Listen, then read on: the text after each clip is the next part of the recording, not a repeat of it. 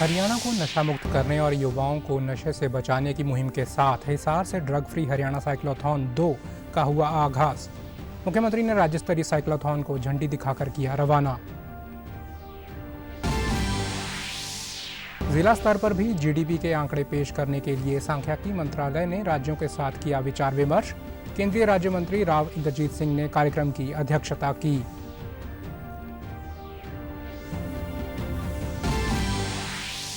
भाजपा 10 से 12 अप्रैल तक प्रदेश भर में चलाएगी गांव व बस्ती चलो अभियान।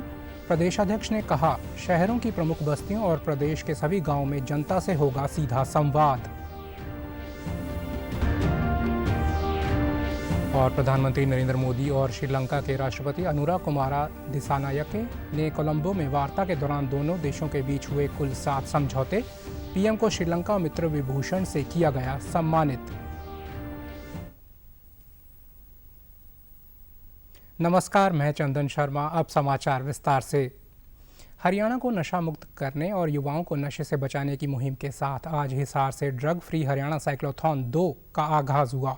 मुख्यमंत्री नायब सिंह सैनी ने राज्य स्तरीय साइक्लोथॉन रैली को झंडी दिखाकर रवाना किया। यह यात्रा हरियाणा कृषि विश्वविद्यालय हिसार से शुरू हुई और इसमें शामिल होने के लिए 50,000 से अधिक लोगों ने अपना पंजीकरण करवाया था। साइक्लोथॉन यात्रा हिसार से भिवानी जिले तक प्रवेश करेगी। मुख्यमंत्री स्वयं फैकल्टी क्लब से साइकिल चलाकर कार्यक्रम स्थल तक पहुंचे और इसके उपरांत प्रतिभागियों के साथ साइक्लोथॉन का हिस्सा बने। यात्रा के शुभारंभ पर मुख्यमंत्री ने कहा कि हिसार की पवित्र भूमि से प्रधानमंत्री नरेंद्र मोदी विकसित भारत के तहत हरियाणा को एक नई उड़ान देने आ रहे हैं। ये समय भारत रत्न बाबा साहेब डॉक्टर भीमराव अंबेडकर की जयंती का अवसर है। उन्होंने कहा कि हमें हरियाणा को नशा मुक्त बनाना है। हमारे युवा साथियों ने नशे से दूर रहने का और लोगों को जागरूक करने का संकल्प लिया है। सामाजिक, धार्मिक और विभिन्न एनजीओ के लोग यही संकल्प लेकर इस यात्रा में शामिल हुए हैं कि हरियाणा से नशे को जड़ से खत्म करना है। हमें गर्व होता है कि हमारे पहलवान दुनिया में नाम कमाते हैं। हमारे जवान सीमा के ऊपर खड़े होकर भारत के लोगों की रक्षा सुरक्षा करते हैं। हमारे किसान लोगों का पेट भरने का काम करते हैं। मुख्यमंत्री ने कहा कि नवरात्रों में हमें संकल्प लेकर इस अभियान के साथ जुड़कर इस नशे को समाप्त करना चाहिए। अगर कोई व्यक्ति नशे के इस जहरीले कारोबार में शामिल है तो उसकी सूचना पोर्टल पर टोल फ्री नंबर पर अवश्य दें। प्रदेश सरकार द्वारा नशे की रोकथाम के लिए उठाए गए कदमों की जानकारी देते हुए उन्होंने कहा कि हम नशा मुक्त प्रदेश बनाने के लिए कटिबद्ध हैं। विकसित भारत में एक नई उड़ान वो हरियाणा को देने के लिए आ रहे हैं और उस समय पे आ रहे हैं जब भारत रत्न बाबा साहेब भीमराव अंबेडकर जी की जयंती के अवसर पर हरियाणा को विकसित हरियाणा, विकसित भारत में जोड़ने का काम कर रहे हैं। और इस अभियान में हमारे हरियाणा प्रदेश के जो बुजुर्गों का आशीर्वाद, महिलाओं का आशीर्वाद, जो हमारे युवा साथियों ने संकल्प लिया है, बीड़ा उठाया है, और उसके साथ साथ हमारे जो सभी सामाजिक, धार्मिक, हमारी एनजीओज के जितने पदाधिकारी हैं, आज सभी ने ये संकल्प लेकर के इस यात्रा का शुभारंभ किया है कि हरियाणा से नशे को जड़ से समाप्त करेंगे। वहीं हिसार से कांग्रेस सांसद जयप्रकाश द्वारा हिसार हवाई अड्डे पर दिए गए बयान पर मुख्यमंत्री ने कहा कि मैं जयप्रकाश को भी आमंत्रित करता हूं। उन्हें इस्तीफे वाली अपनी बात पर कायम रहना चाहिए। जयप्रकाश को भी हिसार हवाई अड्डे से जहाज में बैठाकर अयोध्या में श्री राम मंदिर के दर्शन कराने लेकर जाएंगे। वहीं वक्फ संशोधन बिल पर अपनी प्रतिक्रिया देते हुए मुख्यमंत्री ने कहा कि कांग्रेस ने अपनी तुष्टीकरण की राजनीति के कारण वक्फ बोर्ड के साथ साथ देश व समाज का भी नुकसान किया है। कांग्रेस ने जो गलतियां की हैं, नरेंद्र मोदी की सरकार ने उनका सुधारीकरण किया है और उसको बैठा करके उसका टिकट भी नहीं लगेगा जयप्रकाश का। उसको बैठा करके भगवान श्री राम के दर्शन कराने के लिए भेजेंगे। वो आए यहाँ पर, मैं उनको आमंत्रित करता हूँ। जिस प्रकार से कांग्रेस ने अपनी तुष्टीकरण की राजनीति को आगे बढ़ाते हुए, जिस प्रकार से उन्होंने हड़बड़ी के अंदर जब 2013-14 के अंदर ये लोकसभा में कानून लेकर के आए और उसका नुकसान वक्फ बोर्ड को भी, उसका नुकसान समाज को भी, उसका नुकसान देश को भी हुआ है। उसके अंदर सुधार किया है। किसी को कोई गलतफहमी में रहने की आवश्यकता नहीं है, क्योंकि जो गलत कांग्रेस ने किया था उसका सुधारीकरण नरेंद्र मोदी की सरकार ने किया है। जो गलत रास्ते कांग्रेस लगातार इस देश के अंदर चला रही थी, उन गलत रास्तों को ठीक करने का काम मोदी जी कर रहे हैं। देश में जल्द ही नेशनल जीडीपी और स्टेट जीडीपी की तर्ज पर जिले के स्तर पर भी जीडीपी विकास दर के आंकड़े मिलने शुरू हो जाएंगे। सांख्यिकी मंत्रालय ने इसके लिए राज्यों के साथ विचार विमर्श करना शुरू कर दिया है। इसके साथ ही डेटा संग्रह में एआई और मशीन लर्निंग के इस्तेमाल पर भी आज नई दिल्ली में राज्यों के साथ समीक्षा बैठक हुई। देखिए हमारी ये खास रिपोर्ट। साल 2047 तक विकसित भारत के निर्माण के लिए देश में चल रहे आधिकारिक सांख्यिकी सर्वे में अब डेटा साइंस और एआई एमएल के इस्तेमाल पर जोर दिया जाने लगा है।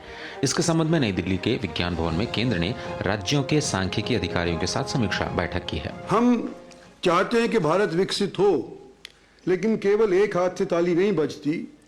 और आज के दिन आप लोगों को जो यहाँ आमंत्रित किया गया है वो इसीलिए किया गया है कि आने वाले 24-25 साल के दौरान हम और आप एक ही डायरेक्शन के अंदर खींचे या पुल करें। तो कृपा करके आप अपने अपने सुझाव अपने देंगे। समय के साथ आंकड़ों को देखने का नजरिया भी आधुनिक हो चला है। बदलते वक्त के साथ कदमताल करते हुए सांख्यिकी मंत्रालय जनवरी 2026 से आधार वर्ष में परिवर्तन कर देगा। आधार वर्ष का परिवर्तन जीडीपी डेटा, औद्योगिक उत्पादन यानी आईआईपी के आंकड़े और महंगाई दर के लिए होगा। रिटेल महंगाई दर की नई सीरीज के आंकड़े भी फरवरी 2026 से जारी किए जाएंगे। देश में औद्योगिक उत्पादन का डेटा अब हर महीने की 28 तारीख को जारी किया जाएगा। फिलहाल आईआईपी का डेटा 42 दिनों की देरी पर हर महीने की 12 तारीख को जारी किया जाता है। राज्यों को अपने स्तर पर औद्योगिक उत्पादन का सूचकांक बदलने की भी सलाह दी गई है। We want policy making to be evidence based, to be data driven, and with that objective we are working internally with other ministries in Government of India and with the state governments to ensure that whatever decisions are taken, they are data driven, and that will help to ensure that the different programs and schemes are so much more focused at the ground level for the benefits and of the people and improving delivery. सरकार की कोशिश है कि नीतियों का निर्माण देश में उपलब्ध डेटा के आधार पर किया जाए और यही वजह है कि अब सर्वे की प्रक्रिया को जिले स्तर पर ले जाने की तैयारी है। आने वाले दिनों में राष्ट्रीय जीडीपी विकास दर और राज्य की जीडीपी की ही तरह हर जिले की जीडीपी विकास दर मापने पर भी काम चल रहा है। भारतीय जनता पार्टी 10 अप्रैल से 12 अप्रैल तक प्रदेश भर में गांव व बस्ती चलो अभियान चलाएगी। इस दौरान शहरों की प्रमुख बस्तियों और प्रदेश के सभी गांवों में जनता से सीधा संवाद किया जाएगा। ये जानकारी पार्टी के प्रदेश अध्यक्ष मोहन लाल बड़ौरी ने आज रोहतक में पार्टी के कार्यालय में पत्रकारों से बातचीत के दौरान दी। उन्होंने बताया कि प्रदेश भर में जहां पर भी संविधान निर्माता डॉक्टर भीमराव अंबेडकर की प्रतिमाएं हैं, 13 अप्रैल को वहां पर स्वच्छता अभियान चलाया जाएगा। इससे पहले 8 व 9 अप्रैल को प्रदेश में 377 मंडलों की कार्यकारिणी का गठन किया जाएगा और सभी 90 विधानसभा क्षेत्र में सक्रिय कार्यकर्ताओं के सम्मेलन होंगे। उन्होंने बताया कि 14 अप्रैल को प्रधानमंत्री नरेंद्र मोदी हरियाणा के दौरे पर आएंगे। वे पहले हिसार में जनसभा को संबोधित करने के बाद हिसार एयरपोर्ट का शुभारंभ करेंगे। इसके बाद यमुनानगर में बिजली पावर प्लांट के अपग्रेडेशन की आधारशिला रखेंगे। हमारे 377 मंडलों के सभी मंडलों की कार्यकारिणियों का गठन हम करेंगे और 8 तारीख को और 9 तारीख को जो हमारे 45,000 सक्रिय सदस्य बने, उन सभी सक्रिय सदस्यों का अपनी अपनी विधानसभा में, जो सक्रिय सदस्य जिस विधानसभा में आता है, ऐसी 90 विधानसभाओं पर उन सक्रिय सदस्यों के भी सम्मेलन उसमें रहेंगे। जो देश के लोकप्रिय प्रधानमंत्री नरेंद्र मोदी जी का 14 अप्रैल के 2 प्रोग्राम हरियाणा प्रदेश में रखे हैं। देश के प्रधानमंत्री नरेंद्र मोदी जी हिसार एयरपोर्ट को शुभारंभ होगा और वहां से उड़ान शुरू होगी। पहले वो उड़ान अयोध्या के लिए होगी, यमुनानगर में प्रोग्राम रहेगा और वहां पर जो बिजली का एक पावर प्लांट लगा हुआ है उसको अपग्रेड करने का काम होगा। उसकी आधारशिला देश के प्रधानमंत्री नरेंद्र मोदी जी के कर कमलों के द्वारा होगा। हरियाणा प्रदेश में 24 घंटे बिजली किसानों को, शहर में रहने वाले लोगों को, उद्योगपतियों को, पूरे हरियाणा प्रदेश में 24 घंटे हरियाणा प्रदेश के लोगों को बिजली मिले। भाजपा के प्रदेश अध्यक्ष ने रोहतक से पंचकूला में पार्टी का प्रदेश कार्यालय स्थानांतरित करने पर कहा कि संगठन की दृष्टि से वहां प्रदेश कार्यालय बनाया गया है। हालांकि रोहतक और गुरुग्राम में भी प्रदेश कार्यालय पहले की तरह चलते रहेंगे। उन्होंने हिसार एयरपोर्ट के मुद्दे पर कांग्रेस पार्टी, खासतौर पर पूर्व मुख्यमंत्री भूपेंद्र सिंह हुड्डा की आलोचना करते हुए कहा कि कांग्रेस का काम सिर्फ आलोचना करना रह गया है। उन्होंने संसद में वक्फ संशोधन बिल पास होने की सराहना की। चलता रहा है और उसके बाद ये नया कार्यालय बनाया। इसी प्रकार का एक बड़ा कार्यालय गुड़गांव में बनाया, वो भी प्रदेश स्तरीय बनाया और इसी प्रकार से एक पंचकुला में बनाया, ताकि हरियाणा के जो जिस प्रकार के कार्यकर्ताओं को जो प्रदेश स्तरीय बैठक होगी, जिस प्रकार की भी बैठक होगी, उस प्रकार से हम ये 3 स्थान बने हैं। कांग्रेस की ये बन गई है कि कोई भी काम हो उसमें भ्रष्टाचार का आरोप लगाना, लोगों को सामने जाके झूठ बोलना, गुमराह करना और बगैर तथ्यों के बात करना, ये कांग्रेस के लोगों की आदत बन गई है। कल ही जो लोकसभा में और राज्यसभा में जो वक्फ बोर्ड अधिनियम बिल पास हुआ है, उसके लिए मैं केंद्र की सरकार का, देश के लोकप्रिय प्रधानमंत्री नरेंद्र मोदी जी, अमित शाह जी, हमारे राष्ट्रीय अध्यक्ष जगत प्रकाश नड्डा जी, जो गरीब तबके के मुसलमान भाई हैं, सिख भाई हैं, जिनका वक्फ बोर्ड से कोई ना कोई ताल्लुकात और संबंध रहता था, उनको न्याय मिलने का काम होगा। प्रधानमंत्री नरेंद्र मोदी के 14 अप्रैल को हरियाणा दौरे के मद्देनजर आज रोहतक में पार्टी कार्यालय में बैठक का आयोजन किया गया। इसमें विशेष तौर पर शामिल होने के लिए प्रदेश के मुख्यमंत्री नायब सिंह सैनी पहुंचे। इसके अलावा प्रदेश सरकार के कई मंत्री और भाजपा के वरिष्ठ नेता व पदाधिकारी इस बैठक में शामिल हुए। इस बैठक के दौरान प्रधानमंत्री के कार्यक्रम को लेकर कार्य योजना तैयार की गई। दरअसल प्रधानमंत्री 14 अप्रैल को हिसार और यमुनानगर में कार्यक्रमों में शिरकत करेंगे। बैठक के बाद पत्रकारों से बातचीत में मुख्यमंत्री ने कहा कि प्रधानमंत्री के दौरे की पूरी तैयारी कर ली गई है। प्रधानमंत्री का ये दौरा ऐतिहासिक होगा। संविधान निर्माता डॉक्टर भीमराव अंबेडकर की जयंती के अवसर पर हरियाणा में 2 कार्यक्रमों का आयोजन किया जाएगा। मुख्यमंत्री ने यह भी बताया कि अग्निवीरों को हरियाणा पुलिस में 20% आरक्षण देने के लिए पूरी तैयारी कर ली गई है।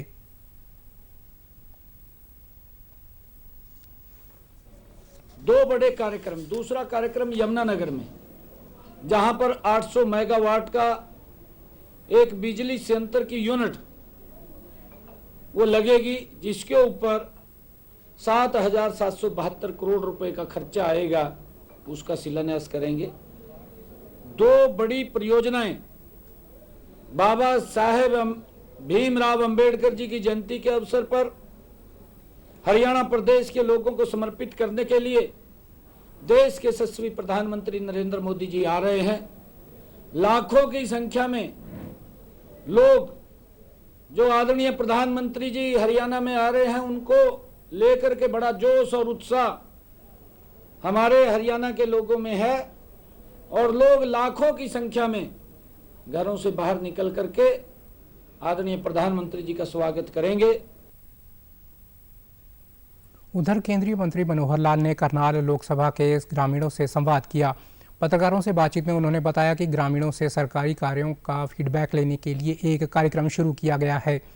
वक्फ संशोधन बिल को लेकर उन्होंने कहा कि इस बिल से वक्फ बोर्डों की प्रॉपर्टी के गलत उपयोग पर रोक लगेगी। यह मुस्लिम समाज के हित में एक बड़ा कदम है। अभी मैंने प्रारंभ किया है, बड़े बड़े गांव जितने हैं उनके लोगों को, प्रमुख जो प्रभावी लोग हैं, उनकी मीटिंग करके गांव की सब समस्याओं की जानकारी लेना और उस गांव में जो काम आज तक हमने हरियाणा सरकार के नाते से पहले चालू कर रखे हैं वो सब कंप्लीट हुए कि नहीं हुए। ये वक्त का जो विषय है ये बहुत पुराना विषय है। इसमें जिस प्रकार के कानून उन्होंने बनाए हुए हैं, ये एक तरफा कानून जो जब भी मर्जी आए किसी की भी जमीन को, सरकारी जमीन को, या जिसका कोई वारिस दिखता नहीं है, उनको खाली पड़ी जमीन है, और कभी भी उसको वक्फ डिक्लेयर कर देते हैं। और बड़ी जमीनों के ऊपर जैसा वक्फ के अंतर्गत आई हुई है, लेकिन उसका जो दुरुपयोग है कुछ लोग मिलकर के ही करते हैं।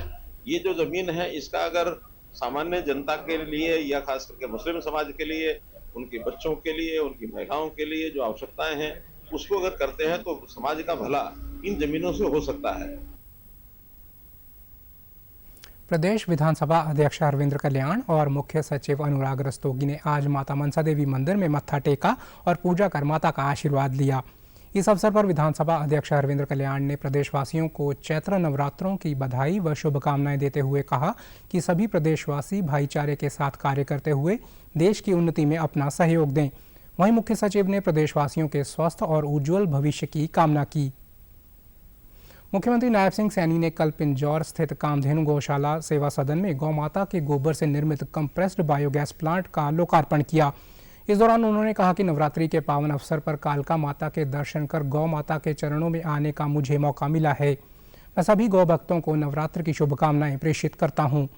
मुख्यमंत्री ने हरियाणा वासियों से प्रदेश को ग्रीन, समृद्ध व स्वच्छ हरियाणा बनाने की अपील करते हुए बताया कि हरियाणा में 650 पंजीकृत गौशालाएं कार्य कर रही हैं, जिनमें 4 लाख से लगभग गौवंश व नंदियों का पालन पोषण किया जा रहा है। आज प्रदेश सरकार ने पूर्व की सरकार के 2 करोड़ रुपए के बजट को बढ़ाकर 595 करोड़ रुपए किया है। उन्होंने बताया कि पानीपत, हिसार व पंचकूला में गौ अभयारण्यों में हजारों गौवंश सुरक्षित हैं। सरकार ने 270 करोड़ रुपए गौ माता के चारे के लिए अनुदान के रूप में दिए हैं। पिछले वित्त वर्ष में 608 गौशाला में 166 करोड़ रुपए गौ माता के चारे के लिए दिए गए। प्रधानमंत्री नरेंद्र मोदी श्रीलंका के दौरे पर हैं। आज प्रतिनिधिमंडल स्तर की वार्ता के बाद दोनों देशों के बीच समझौता ज्ञापनों का आदान प्रदान हुआ। भारत श्रीलंका के बीच कल 7 समझौते हुए, जिनमें रक्षा सहयोग के अलावा इलेक्ट्रॉनिक्स, डिजिटल, कृषि, ऊर्जा, स्वास्थ्य और दवा के क्षेत्र में ज्ञापन पर हस्ताक्षर हुए। ऊर्जा के क्षेत्र में भारत, श्रीलंका और यूएई के बीच एक समझौते पर हस्ताक्षर हुआ। प्रधानमंत्री ने कहा कि दोनों देशों के सुरक्षा हित साझा है। दोनों नेताओं ने सौर ऊर्जा परियोजना, एग्रीकल्चर वेयरहाउस और 5000 सोलर रूफटॉप का संयुक्त रूप से उद्घाटन किया। भारत श्रीलंका का एक मित्र की तरह हर मुश्किल में साथ देता रहा है। भारत के नेबरहुड और सागर दोनों में श्रीलंका का महत्व है। विजन को अपनाया है। हम अपने पार्टनर देशों की प्राथमिकताओं को भी महत्व देते हैं। पिछले 6 महीनों में ही हमने $100 मिलियन से अधिक राशि के लोन को ग्रांट में बदला है। हमारी द्विपक्षीय डेट रिस्ट्रक्चरिंग एग्रीमेंट से श्रीलंका के लोगों को तत्काल सहायता और राहत मिलेगी। आज हमने इंटरेस्ट की दर को भी कम करने का निर्णय लिया है।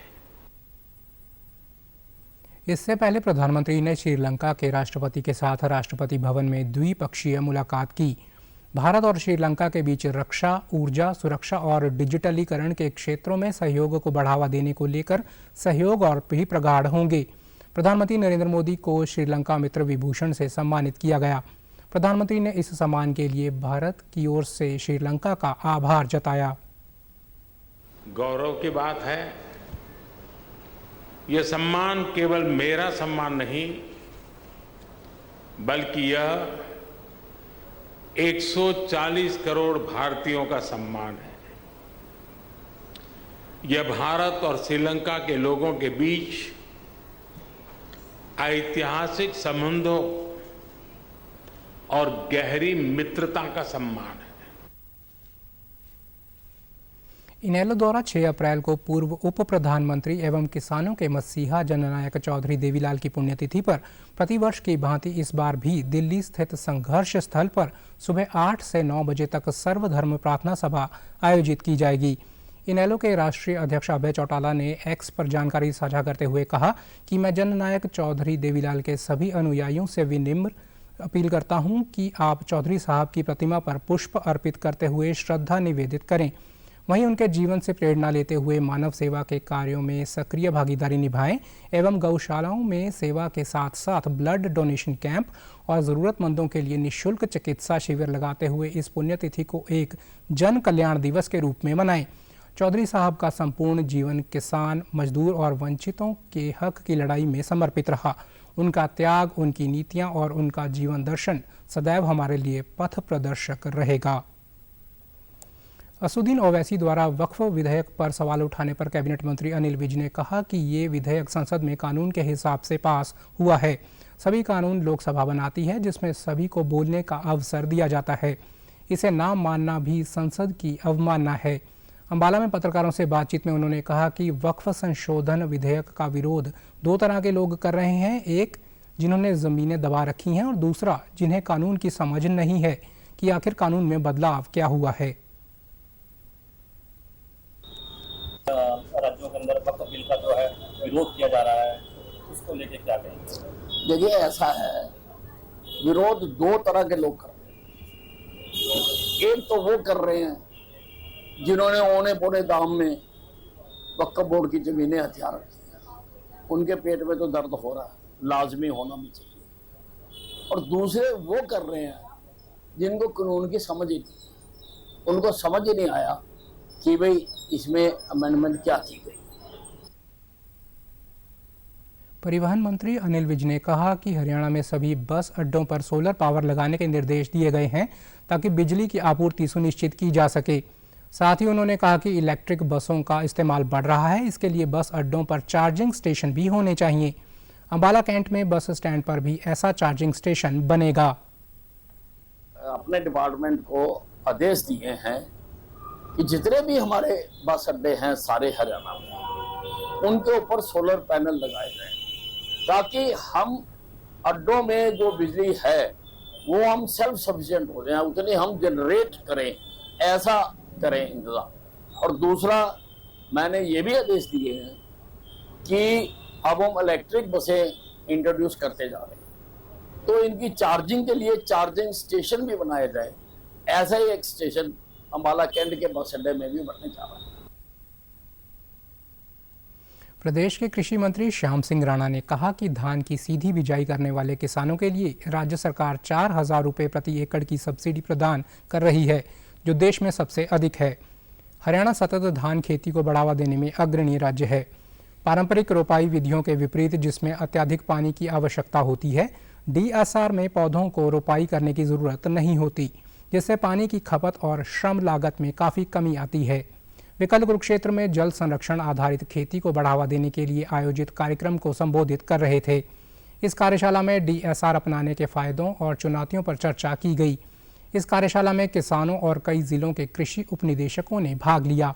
कृषि मंत्री ने प्रदेश सरकार की किसानों को सतत कृषि की ओर स्थानांतरित करने में सहायता करने वाली योजनाओं को लेकर कहा कि हरियाणा के किसानों के लिए जल संरक्षण एक महत्वपूर्ण मुद्दा है। सरकार DSR को एक स्थायी विकल्प के रूप में बढ़ावा देने के लिए प्रतिबद्ध है और किसानों को वित्तीय सहायता, प्रशिक्षण और उन्नत बीज तकनीक तक पहुंच प्रदान करेगी। विकास एवं पंचायत मंत्री कृष्णलाल पंवार ने मुख्यमंत्री सामाजिक समरसता अंतर्राष्ट्रीय विवाह शगुन योजना के तहत इसराना विधानसभा के 25 लाभार्थियों को चेक वितरित किए। विकास एवं पंचायत मंत्री श्री कृष्णलाल पंवार ने चेक वितरण करने के बाद वर वधू को आशीर्वाद देते हुए कहा कि प्रदेश सरकार द्वारा अंतर्जातीय विवाह को प्रोत्साहन देने के लिए ये योजना चलाई गई है। इस अवसर पर उन्होंने वर वधू के सुखद भविष्य की कामना करते हुए कहा कि लोगों को इन योजनाओं का लाभ उठाना चाहिए। उन्होंने बताया कि इस योजना का लाभ हरियाणा राज्य के निवासी अनुसूचित जाति के लड़के लड़की द्वारा अंतर्जातीय विवाह करने पर प्रदान किया जाता है। विवाह उपरांत जोड़े को 2,50,000 की राशि प्रोत्साहन स्वरूप प्रदान की जाती है, जिसमें से 1,25,000 रुपये उनके संयुक्त खाते में जमा करवाए जाते हैं और 1,25,000 की FD उनके नाम करवाई जाती है। ये राशि 3 वर्ष के लिए जमा होती है। प्रदेश सरकार निरंतर प्रयासरत है कि कोई भी बच्चा शिक्षा से वंचित ना रहे। इसी कड़ी में जींद का शिक्षा विभाग सार्थक प्रयास कर रहा है। वाल्मीकि बस्ती राजकीय प्राथमिक पाठशाला का स्कूल स्टाफ शहर की टपरीवास कॉलोनी पहुंचा, जहां पर अधिकतर लोग कचरा बीनने का कार्य करते हैं। अध्यापकों ने कॉलोनी वासियों से उनके बच्चों को स्कूलों में भेजने के प्रति प्रेरित किया। अध्यापकों ने बताया कि वे अपना अतिरिक्त समय निकालकर अभिभावकों को जागरूक कर रहे हैं ताकि ये बच्चे भी मुख्यधारा से जुड़ें और शिक्षा से वंचित ना रहें। साथ ही सरकार द्वारा स्कूलों में प्रवेश उत्सव अभियान भी चलाया जा रहा है। तो सरकार के आदेशानुसार हम सभी बच्चों को, परिवार के जितने भी बच्चे हैं उनके हम ये सोच रहे हैं ज़्यादा से ज़्यादा एडमिशन हमारे स्कूल में हो और सरकार के हर आदेशों की पालना हो और कोई भी बच्चा अनपढ़ ना रहे। ज़्यादा से ज़्यादा शिक्षा देने की हमारी मुहिम चली हुई है और हम अपने वर्किंग डे को छोड़ के स्कूल के अलावा एक्स्ट्रा हम यहाँ समय देने लग रहे हैं। और जो बच्चे स्कूल में नहीं आ रहे उनको भी बोल रहे हैं हम स्कूल में आओ, ज़्यादा से ज़्यादा एडमिशन कराओ और हमने आज कम से कम 35-40 एडमिशन कर लिए हैं। कोई भी बच्चा बिना शिक्षा के नहीं रहे और हमारा पूरा जोर लगा रखे हैं हमने कि भी हम स्कूल से एक्स्ट्रा भी काम करें और यहाँ रोज कॉलोनी में आए और जो बच्चे स्कूल में नहीं आते उनको बुलाएं। ये हमारे सर हमारे एडमिशन करने के लिए आए हैं, सुबह से लगे हुए हैं और हम पढ़ लिख के आगे बढ़ना चाहेंगे सर। हरियाणा में प्राथमिकता वाली रेलवे अवसंरचना परियोजनाओं की स्थिति की समीक्षा के लिए आज मुख्य सचिव श्री अनुराग रस्तोगी की अध्यक्षता में हरियाणा रेल अवसंरचना विकास निगम की 31वीं बोर्ड बैठक आयोजित की गई। मुख्य सचिव ने प्रदेश में कनेक्टिविटी और आर्थिक विकास को बढ़ावा देने के उद्देश्य से बुनियादी ढांचा परियोजनाओं को समय पर पूरा करने और हितधारकों के बीच बेहतर समन्वय की आवश्यकता पर बल दिया। बैठक में बताया गया कि उत्तरी सर्कल के रेलवे सुरक्षा आयुक्त ने पातली मानेसर के चालू होने के संबंध में पातली यार्ड की रीमॉडलिंग के लिए मंजूरी दे दी है। पातली यार्ड को छोड़कर पूरा मानेसर पातली सेक्शन अब भौतिक रूप से तैयार है तथा रेलवे सुरक्षा आयुक्त द्वारा अप्रैल में निरीक्षण किए जाने की संभावना है। बैठक में बताया गया कि कुरुक्षेत्र एलिवेटेड ट्रैक परियोजना के तहत एलिवेटेड वायडक्ट ट्रैक और विद्युतीकरण के निर्माण का कार्य पूरा हो चुका है। थानेसर स्टेशन और उसके एलिवेटेड प्लेटफॉर्म सहित पूरी परियोजना सितंबर 2025 तक पूरी होने की संभावना है। वहीं सोनीपत को बागपत, गाजियाबाद और गौतम बुद्ध नगर के रास्ते पलवल से जोड़ने वाले ईस्टर्न ऑर्बिटल रेल कॉरिडोर के लिए व्यवहार्यता अध्ययन का कार्य उत्तर प्रदेश सरकार ने HRIDC को सौंपा था। HRIDC की रिपोर्ट 28 फरवरी को उत्तर प्रदेश के मुख्य सचिव की अध्यक्षता वाली NCR UP की संचालन समिति को सौंपी जा चुकी है। इसके अलावा 36 किलोमीटर लंबी गढ़ी हरसरू फरूखनगर झज्जर लाइन के लिए विस्तृत परियोजना रिपोर्ट तैयार की जा रही है। साथ ही 65 किलोमीटर लंबी करनाल यमुनानगर नई रेल लाइन का मामला प्रक्रियाधीन है। अब भारतीय वायुसेना की निगरानी और संचालन क्षमता को और बढ़ावा मिलेगा। DSC ने airborne early warning and control aircraft system की मंजूरी दी है। ये सिस्टम आधुनिक युद्ध में बेहद महत्वपूर्ण भूमिका निभाते हैं और कई प्लेटफॉर्म्स को नेटवर्क करके उनकी युद्ध क्षमता को भी बहुत महत्वपूर्ण रूप से बढ़ाते हैं। देखिए हमारी ये खास रिपोर्ट। आधुनिक वायु रक्षा में महत्वपूर्ण भूमिका निभाते हैं। ये उड़ान में कमांड सेंटर के रूप में कार्य करते हैं जो रियल टाइम निगरानी, खतरों की समय से पहले पहचान और युद्ध क्षेत्र समन्वय प्रदान करते हैं। ये विमान भारतीय वायुसेना की आंख और कान की तरह काम करते हैं, जिससे वह दुश्मन की गतिविधियों का पहले से पता लगा सके और उन पर प्रतिक्रिया दे सके। हाल ही में रक्षा अधिकरण परिषद यानी DAC द्वारा अतिरिक्त AEW&C सिस्टम्स के अधिग्रहण और विकास को मंजूरी देना भारत की वायु रक्षा क्षमता को मजबूत करने की दिशा में एक महत्वपूर्ण कदम है। भारत वर्तमान में स्वदेशी और आयातित AEW&C प्लेटफॉर्म्स का मिश्रण संचालित करता है। DRDO का नेत्रा AEW&C जो एम्बेयर ERJ-145 विमान पर आधारित है, एक स्वदेशी प्रणाली है जो 360 डिग्री रडार कवरेज, इलेक्ट्रॉनिक युद्ध सहायता और संचार रिले क्षमताएं प्रदान करती है। इसके अलावा भारतीय वायुसेना रूस के IL-76 हवाई जहाज पर लगे फैल्कन एवेक्स का भी संचालन करती है, जो उन्नत इजरायली रडार प्रणाली से लैस है, जो लंबी दूरी की निगरानी और खतरे को ट्रैक करने में सक्षम है। भविष्य को देखते हुए भारत एयरबस A321 प्लेटफॉर्म्स पर आधारित एक अधिक शक्तिशाली एवैक प्रणाली पर काम कर रहा है, जिसे इसकी हवाई निगरानी क्षमता और भी मजबूत होगी। डीएसी द्वारा हाल ही में अतिरिक्त AEW&C सिस्टम खरीदने और विकसित करने की मंजूरी देने से भारत की वायु रक्षा क्षमता काफी मजबूत होगी। इससे हवाई निगरानी और खतरे को पहले ही पहचानने की क्षमता बढ़ेगी, जिससे भारतीय वायुसेना दुश्मन के विमानों, ड्रोन और मिसाइल खतरों को अधिक सटीकता और बड़े क्षेत्र में नजर रख सकेगी। समाचारों में आज इतना ही। नमस्कार।